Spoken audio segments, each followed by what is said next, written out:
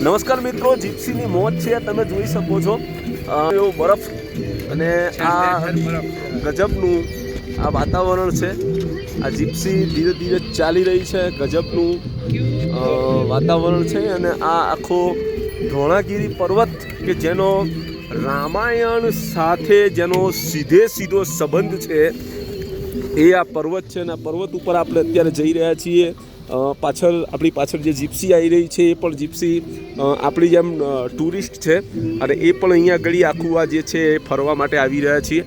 આ તમે શકો છો કે આ જે પર્વત છે એ પર્વતની એક આધ્યાત્મિક રીતે એની જે પદ્ધતિ છે એ પદ્ધતિને લઈને આખી જે અહીંયા જે વાતાવરણ છે એ વાતાવરણ ખૂબ ગજબનું છે ને અહીંયા આગળ વિદેશથી પણ લોકો પુષ્કળ પ્રમાણમાં અહીંયા પધારી રહ્યા છે અને આ જીપ્સીનો આનંદ માણી રહ્યા છે। અહીંયા તમે જીપ્સીમાં બેસી અને બરફની અંદર જે બરફ ઉપરનો જે આખો વિસ્તાર છે એ બરફથી ઢંકાયેલો છે, એ બરફની અંદર જે એક્ટિવિટીઝ કરવામાં આવે છે એ એક્ટિવિટીઝ કરવા માટે અમે હાલ જઈ રહ્યા છીએ મિત્રો।